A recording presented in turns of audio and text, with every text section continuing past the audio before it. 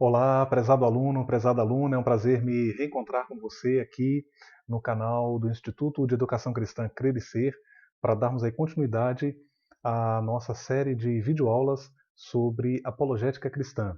Esta disciplina muito importante no contexto da teologia, que nos apresenta aí uma série de princípios que nos permite fazer uma defesa consistente, uma defesa racional do que é a fé cristã e, basicamente, a apologética nos ajuda a explicar por que cremos, né?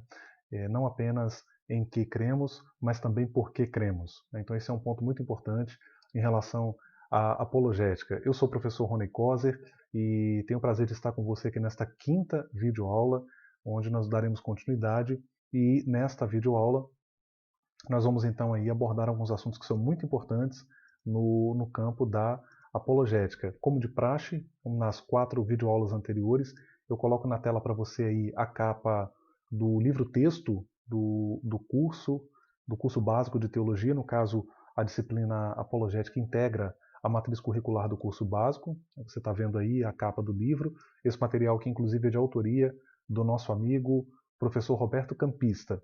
Nesta videoaula, então, nós vamos falar sobre apologética e pós-modernidade. Dentro desse assunto, nós temos aí as hermenêuticas pós-modernas, neoateísmo e relativismo. Então, nós temos aí 3 assuntos que são contemplados nesta quinta e última videoaula aí do Instituto de Educação Cristã Crer e Ser. Nós colocamos aí como um texto, apenas um texto para nós introduzirmos a aula e considerarmos aí como uma reflexão bíblica, na Epístola de Paulo aos Gálatas, no capítulo 1, versículos 6 e 7, onde o apóstolo Paulo escreve o seguinte: Estou admirado de que tão depressa estejais desertando daquele que vos chamou na graça de Cristo para outro evangelho, o qual não é outro, senão que há alguns que vos perturbam e querem perverter o evangelho de Cristo. Então eu estou utilizando aqui a Almeida Revista Atualizada e eu acho interessante que a tradução ela até utilizou uma palavra que é muito utilizada no contexto militar, né? Estejais desertando, dando a ideia de abandono, né? Você está abandonando a graça, ou eles estariam, no caso os cristãos da Galácia, estariam aí abandonando a graça de Cristo. Naturalmente você vai entender isso quando você ler toda a epístola e entender a conjuntura e compreender a conjuntura teológica e os fatos que estavam acontecendo ali com aqueles cristãos e o porquê dessa reação enérgica do apóstolo Paulo nessa epístola. Mas a nossa aula não é teologia bíblica, que também é uma área da teologia fantástica, né, que nos permite explorar os livros da Bíblia. A nossa proposta é falar sobre apologética. A gente coloca aí esse texto bíblico apenas como um ponto de partida, como a gente faz costumeiramente aqui, tendo uma referência bíblica para iniciar as nossas aulas, ok? É muito bom estar com vocês aqui. Aproveitar, inclusive, para pedir a vocês para se inscreverem aqui no canal do Crer e Ser. Não deixe de se inscrever, não deixe de assinar o canal, não deixe de deixar o seu comentário também. Faça lá o seu comentário, deixa o like, dando joinha para cima lá. Isso ajuda o canal do Instituto Crer e Ser a crescer, né? Ficou até meio redundante agora, mas para dar ênfase, né? Para dar ênfase. Então, muito bem. Eu coloco aqui uma reflexão agora, muito, muito bacana, do Francis Schaeffer, talvez um pouco radical para alguns, mas representa bem a compreensão que nós temos do que é o cristianismo, do papel do cristianismo, como uma resposta bíblica para a realidade na qual nós estamos vivendo, né? Ou a realidade que nos envolve. Francis Schaeffer, que inclusive nós falamos sobre ele aqui em uma das videoaulas, quando nós abordamos aí alguns apologistas cristãos de grande importância para a teologia, sendo Francis Schaeffer um desses apologistas, um dos teólogos mais importantes que viveu aí no século XX. E ele vai dizer que o cristianismo não é uma série de verdades no plural, mas é a verdade escrita com V maiúsculo. É a verdade sobre a realidade total e não apenas sobre assuntos religiosos. Schaeffer ele defendeu isso com muita ênfase e, de certo modo, essa frase de Francis Schaeffer reflete, inclusive, o conjunto da sua obra, que é claro, esse conjunto, para ser entendido, obviamente você não vai entender lendo um livro de Francis Schaeffer. Você precisa ler as obras de Francis Schaeffer, precisa ouvir intérpretes de Francis Schaeffer, mas você consegue perceber que o que Francis Schaeffer está dizendo, né, e quando você fizer esse percurso, né, caso você queira aí, compreender o pensamento de Francis Schaeffer, você perceberá que basicamente o que Francis Schaeffer está dizendo é que você só poderá encontrar um sentido para a existência, um sentido para a vida, quando você reconhecer que o cristianismo, e esse cristianismo ao qual ele se refere, não é apenas em termos religiosos, mas ele está falando do cristianismo bíblico. Ele inclusive usa uma expressão, se eu não estou enganado, no seu livro O Deus que Intervém, ele vai falar justamente do cristianismo em termos bíblicos, não apenas o cristianismo institucionalizado, mas o cristianismo como apresentado nas Escrituras.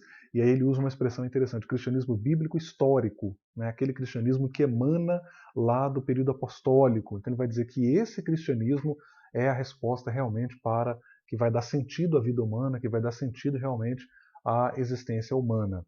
É pertinente essa frase de Francis Schaeffer porque nesta videoaula nós estamos aí falando da pós-modernidade em relação à apologética, o que é uma coisa interessante, porque de certo modo a pós-modernidade como uma época, como uma fase da história humana, ela coloca realmente alguns desafios para a fé cristã e desafios para os quais a fé cristã precisa realmente, desafios que a fé cristã, que o cristianismo precisa considerar e apresentar respostas que sejam sobretudo bíblicas, mas que sejam coerentes, contextualizadas, e a gente pode inclusive voltar ao pensamento de Francis Schaeffer, que o Francis Schaeffer entendia que você só será capaz de evangelizar o homem moderno, ele fala em termos de modernidade, ele está escrevendo para a modernidade, mas Schaeffer tem alguns insights que são fantásticos e que valem muito bem também para o nosso tempo, para a pós-modernidade, e ele vai dizer que você só será capaz de evangelizar realmente o homem moderno, e nós aqui por extensão dizemos o homem pós-moderno,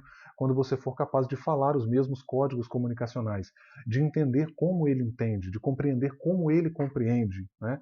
Então você pode estar falando de Deus para o homem pós-moderno, ele pode estar acenando positivamente para você, mas a maneira como ele entende Deus não é a maneira como você, cristão, teísta, bíblico, comprometido com o evangelho, entende Deus, né? Então ele pode entender Deus, inclusive como um ser, ou não seria um ser na verdade, mas ele pode entender Deus de forma impessoal, e isso diverge radicalmente da proposta do cristianismo bíblico histórico, que defende que Deus é um ser pessoal, criador de todas as coisas, que enviou o seu Filho amado para morrer na cruz, para nos salvar, para nos redimir, e o cristianismo histórico entende que Deus é um ser pessoal que se relaciona com seres pessoais. Então isso é interessante para a gente pensar, porque é uma provocação muito importante aqui, e que já, de certo modo, aqui eu já estou delineando para você, ou indicando para você, ou talvez deixa eu usar outra palavra, já estou sinalizando para você aqui que me assiste, alguns desses desafios que a pós-modernidade coloca aí para a apologética cristã, para o cristianismo, né, pensando isso aí como uma religião. Então, na nossa introdução, a gente vai trazer aí o texto do professor do professor Roberto Campista, e ele vai dizer que a pós-modernidade trouxe consigo uma avalanche de pressupostos. Valores absolutos passaram a ser questionados de acordo com essa cosmovisão. Perceba que ele coloca a pós-modernidade como uma cosmovisão. Ele vai dizer, não é admissível assumir valores norteadores para uma sociedade.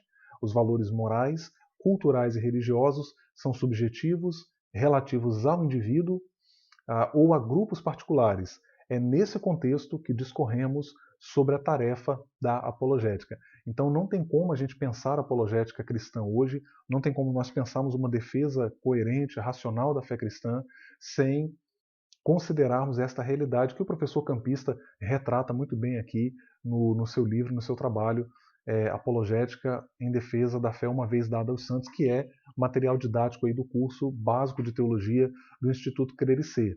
Então perceba que realmente nós convivemos, e a gente vai falar sobre isso também nesta videoaula, a questão do relativismo.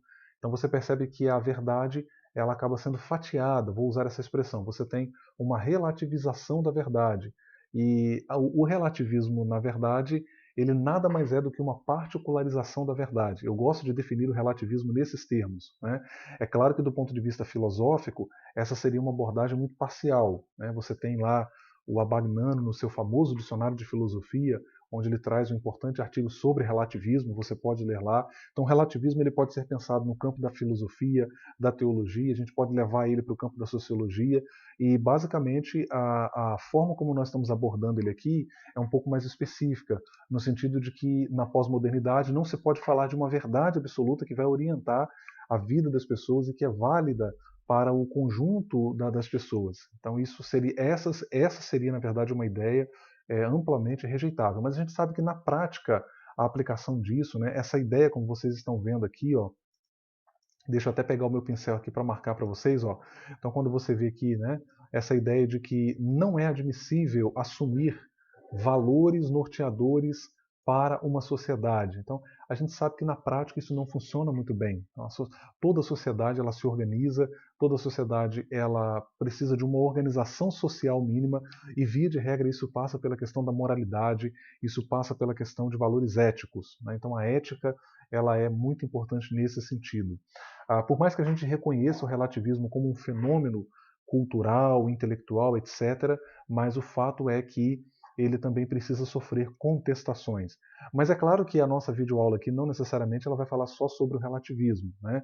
A gente também não pode, inclusive, pensar a pós-modernidade apenas em termos negativos, tá, pessoal? Esse é um ponto muito importante aqui também da nossa aula. A pós-modernidade, a expressão pós-modernidade, na verdade, ela denota uma fase da história humana, mas como ela carrega muitos pressupostos, como ela traz realmente muitas questões no âmbito da sociologia, da teologia, da filosofia, então a gente pode pensar também no movimento que, vamos dizer assim, no influxo intelectual que a pós-modernidade traz, e alguns, inclusive, têm feito uma distinção, né, entre pós-modernidade e pós-modernismo. As duas coisas estão atreladas, mas o pós-modernismo seria, na verdade, justamente essa cosmovisão, ao passo que pós-modernidade seria um termo, uma expressão usada mais no âmbito da história. Estou falando história aqui, a ciência história, no sentido de indicar um período, uma fase da história humana, da existência humana, né? Então você tem pós-modernismo como uma ideologia, vamos dizer assim, né? Num aspecto pensando assim como um movimento filosófico, ideológico, etc. E você tem pós-modernidade pensada como uma época, né? Então, essa distinção é muito importante aqui também para que a gente possa perceber que, é claro, a pós-modernidade ela traz também coisas positivas, ela oferece possibilidades novas para o ser humano, para o indivíduo. A gente não pode olhar isso apenas pelo prisma da crítica negativa, né? Mas a gente precisa pensar também uma crítica positiva.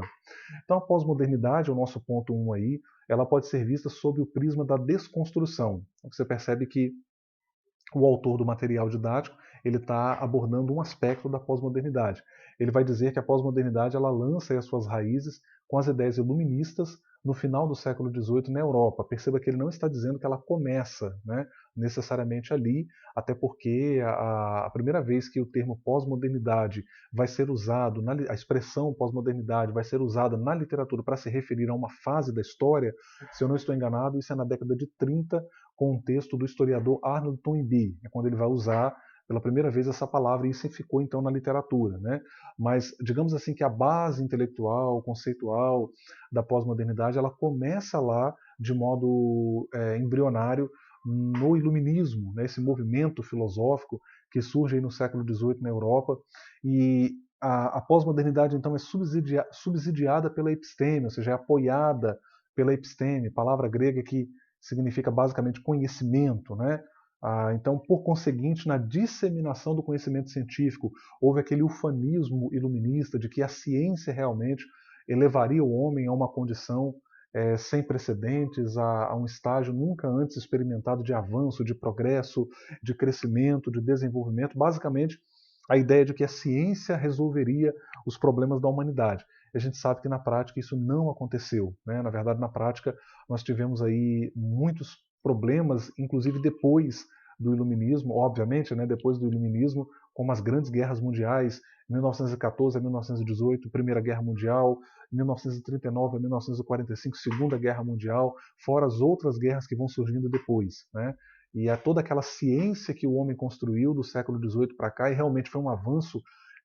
O próprio período em que o iluminismo acontece, né, se desenvolve, é interessante que você tem realmente uma efervescência tecnológica, avanços, descobertas na medicina, a revolução industrial, etc., que vai acontecer também, se não estou enganado, no século XVIII ou na virada do século XVII para o XVIII.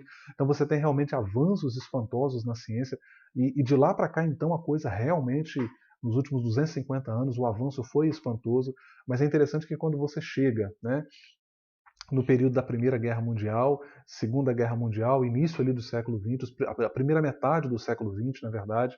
Então você tem toda essa ciência agora sendo usada não em favor do homem, como havia sido preconizado pelo iluminismo, mas agora para matar o homem, né?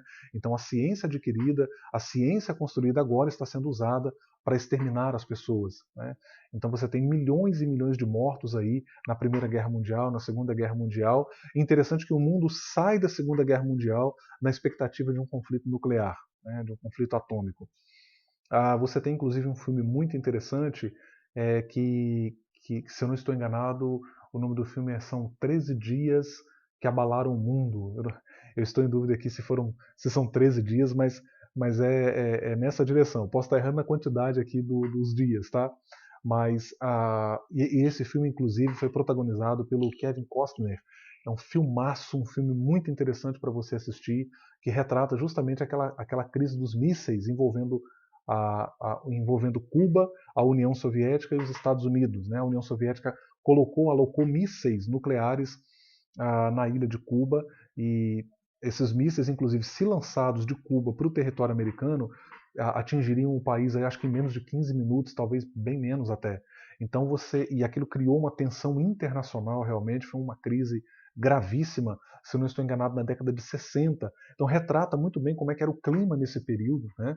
Então você percebe que a ciência agora ela não está mais sendo colocada ou em grande ou numa parte, né? Claro, a ciência ela vem sendo usada em favor da humanidade, mas você tem também a ciência sendo usada para matar pessoas, para destruir e colocando inclusive em xeque a própria existência humana, né? Que a questão nuclear envolve essa reflexão, né? A própria existência, subsistência da humanidade, né? Então, a pós-modernidade, na verdade, ela lança suas raízes lá atrás nesse ufanismo iluminista, mas que não se concretiza. Então, o que a pós-modernidade traz desse período, né? Justamente essa ideia da disseminação do conhecimento científico. Ele alcançou as esferas econômicas, educacionais, culturais e religiosas. Essa realidade trouxe algumas consequências negativas para a sociedade moderna, por sociedade moderna que entenda a sociedade contemporânea, né?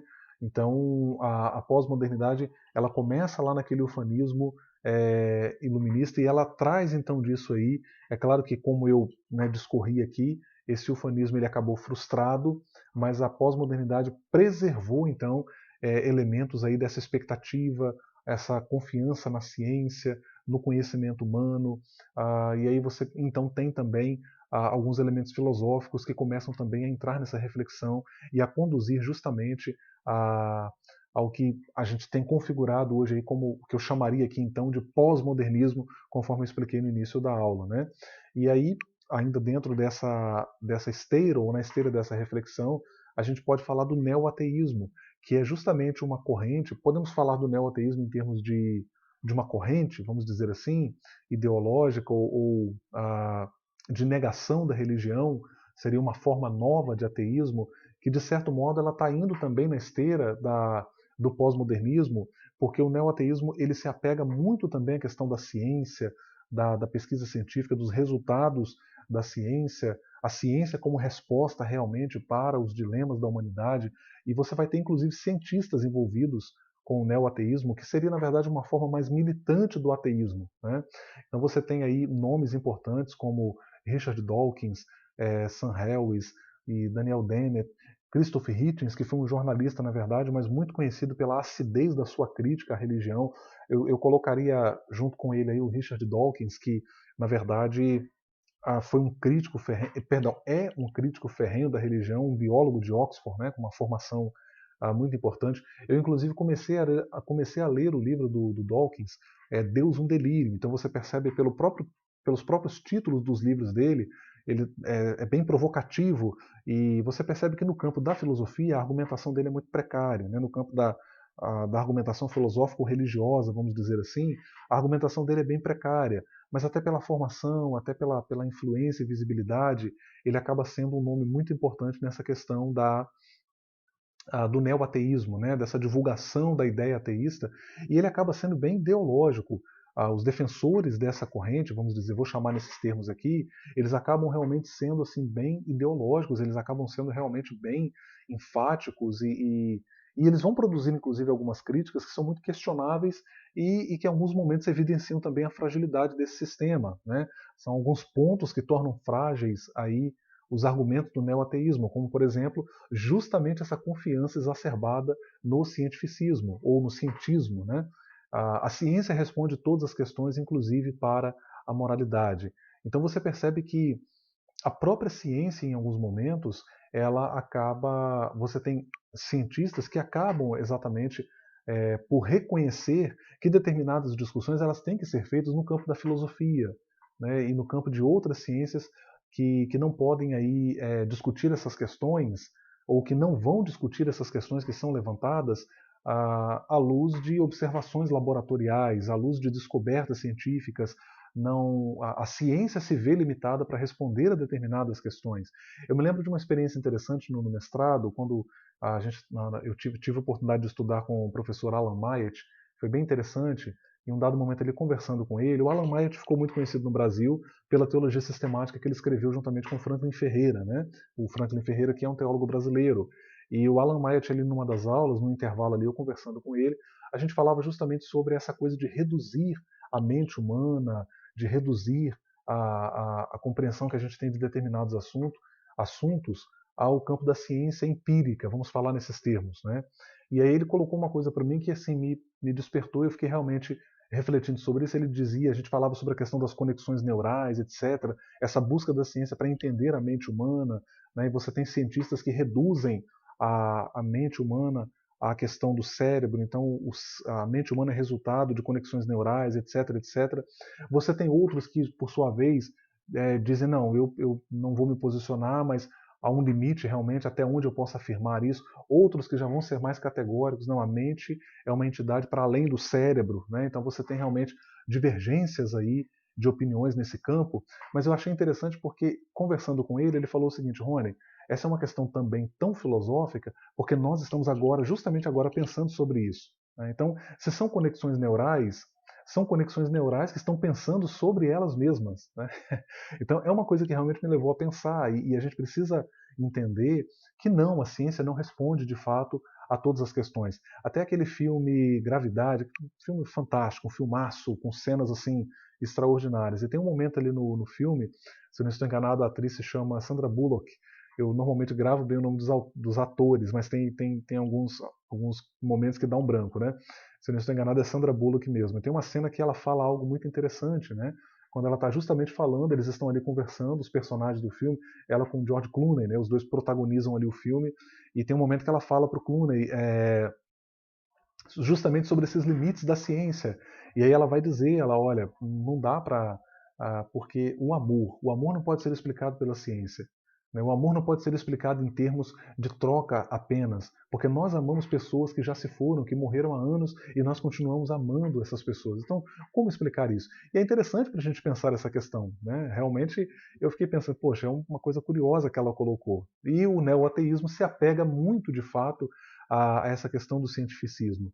Tem até uma experiência também, aí eu vou pegar um gancho para falar também da venda extrapolada da teoria da evolução. Né? Eu não tenho problema algum com a teoria da evolução, acho inclusive que muito do que é falado sobre a teoria da evolução precisa ser levado a sério pela religião, pelos criacionistas, pelo pessoal do design inteligente. Eu acho que eu não estou aqui defendendo a teoria da evolução, particularmente não me convenci de que a teoria da evolução seja uma explicação de fato conclusiva para a existência da vida na Terra, para a existência do homem.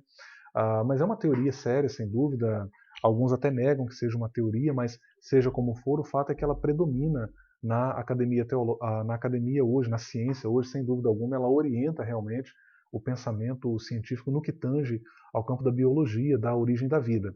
Então você tem aí a teoria da evolução, mas só que ela acaba também sendo colocada como uma resposta conclusiva para determinadas questões, e na verdade ela também é passiva de crítica, ela também é passiva de ser pensada, inclusive também a gente precisa, alguns postulados, a gente precisa discutir à luz da teologia, da filosofia e da área de humanas, porque aí eu vou citar aqui um caso interessante que aconteceu também com Francis Schaeffer, né? Nós falamos aqui do Schaeffer no início da nossa videoaula, e o Francis Schaeffer tem um episódio interessante que ele está conversando, ele está evangelizando um rapaz que é ateu, me parece, eu não me lembro muito bem da história, me parece que eles estão num barco, algo assim. Essa é uma história sempre lembrada quando se fala de Francis Schaeffer, né? E aí tem um momento ali que ele está evangelizando esse rapaz que está com a sua noiva, os dois não sei se iam se casar ou se haviam acabado de se casar. E esse rapaz insistindo com Francis Schaeffer que a vida se resumia realmente aí, a existência humana se resumia realmente aí a um conjunto de processos aleatórios que culminam, né? Essas explicações que a gente tem no campo da biologia e que acabam sendo até de certo modo reducionistas. E aí o Francis Schaeffer vai justamente tocar na questão do amor. Né? Então ele vai dizer, então o que você sente pela sua noiva ou pela sua esposa se resume realmente a processos evolutivos, etc. E aquilo gerou um mal-estar porque ele estava justamente, se eu não estou enganado, o casal havia acabado de se casar. Eles estavam na noite de núpcias ali, ou no período de núpcias ali, recém-casados, e aquilo gerou um mal-estar no sentido assim, levou aquele jovem a, talvez, possivelmente provocou nele justamente essa reflexão em torno da relação dele com a esposa dele ou com a noiva dele, como seja. Afinal de contas, a relação dele de amor, aquele relacionamento entre ele e a sua amada, então, se reduzia realmente a processos evolutivos, ele era apenas um montão ali de átomos ou de células reunidas ali. Então, perceba, é, é uma questão complexa para a gente pensar. Né? E a apologética cristã ela vai defender que não, nós não somos o resultado apenas de um processo evolutivo, nós não somos apenas um montão de neurônios funcionando juntos, muito bem conectados, e de átomos e células, etc, etc. Não, nós somos muito mais do que isso. Né? Então, a apologética cristã ela mostra que, na verdade, o homem é resultado de um propósito inteligente, de um ser pessoal que cria seres pessoais e que inclui esses seres pessoais dentro de um grande projeto maior que é conduzido aí ao longo da história pela vontade de Deus, pela sua vontade soberana. Né? Então, é uma questão interessante para a gente pensar. E aí um outro ponto também do neoateísmo que o professor Roberto Campista destaca na sua obra é que o neoateísmo ele acaba negando a existência de padrões objetivos de moralidade, ao mesmo tempo em que julgam atos religiosos como absolutamente imorais, ou seja, uma incoerência. Né? Eles negam padrões objetivos de moralidade, mas julgam a religião, criticam a religião e colocam a religião como imoral em alguns aspectos, como por exemplo Dawkins faz no seu livro Deus no Delírio, quando ele critica o fato de que pessoas educam seus filhos religiosamente.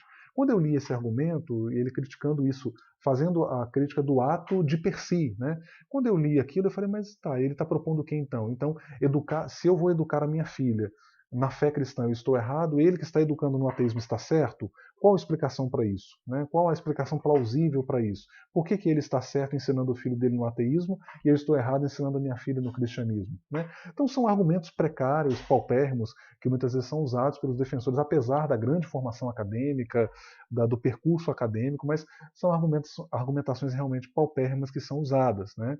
A gente precisa realmente colocar isso em xeque e discutir. A questão do relativismo também, a gente tem aí, com a chegada da pós-modernidade, veio a contestação da verdade. Então perceba que o relativismo aqui está sendo colocado como uma forma de contestação da verdade, de uma verdade única, de uma verdade maior.